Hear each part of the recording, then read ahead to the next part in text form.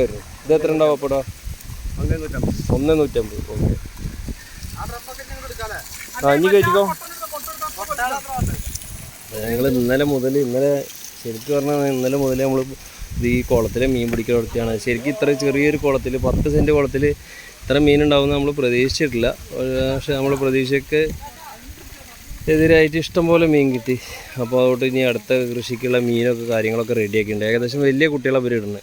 ചെറിയ കുട്ടികളെ കൊടുത്തിട്ട് 100-150 ഗ്രാം ആവുന്നവരെ വേറെ ടാങ്കുകളുണ്ട്. ആ ടാങ്കിൽ അവിടെ ടാങ്ക് ഉണ്ട്. ആ ടാങ്കിൽ ഇട്ടിട്ട് വലുതാക്കിയിട്ടാണ് പിന്നെ ഇതിലേക്ക് മാറ്റുന്നത്. എന്താണ് ആ ചളി ഫുള്ള് കഴുകി വൃത്തിയാക്കി പൈപ്പ് വെച്ചിട്ട് ഇതേപോലത്തെ കൊട്ടല്ല അരിപ്പ കൊട്ടയിലേക്ക് ഇട്ട് കഴുകി വൃത്തിയാക്കിയതിന് ശേഷമാണ് മീനെടുക്കുന്നത്.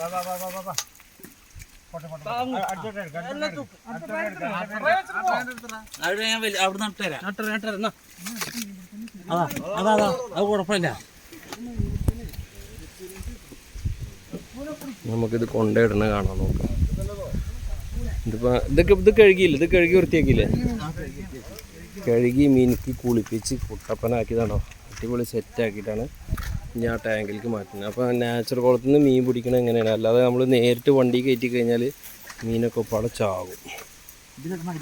ഏത് കിട്ടാനും കുഴപ്പമില്ല. അത് ആക്ച്വലി ഇത് നമുക്ക് കാണുമ്പോൾ കലങ്ങ വെള്ളമാണെങ്കിലും കൂടിയിട്ട് ഇത് കിണറിലെ വെള്ളമാണ്. പാടത്തെ വെള്ളം ഓട്ടാണ് ചെറിയൊരു കലക്കുള്ളത്.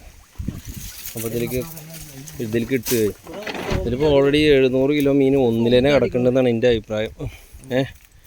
അതൊക്കെ 650-700 ഗ്രാം ഉണ്ടാവും. ഇതാണോ ഇതിൽ കൊണ്ട് കിടക്കുന്നുണ്ട്. ഇനി ആ മീനുകളും ഫുള്ള് പിടിച്ച് കഴിഞ്ഞ ശേഷം ഇതിന്ന് നമ്മളെ വണ്ടി അവിടെ വന്നിട്ടുണ്ട്. അതായത് ഏകദേശം 100 മീറ്റർ അപ്പുറത്ത്. വണ്ടി ഇങ്ങോട്ട് വരില്ല.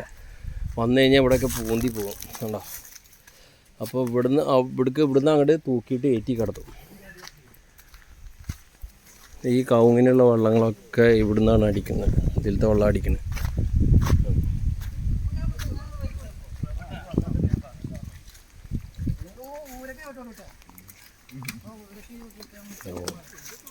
ഇതൊരു കൊട്ട ഏകദേശം 20-25 കിലോത്തോളം വരും.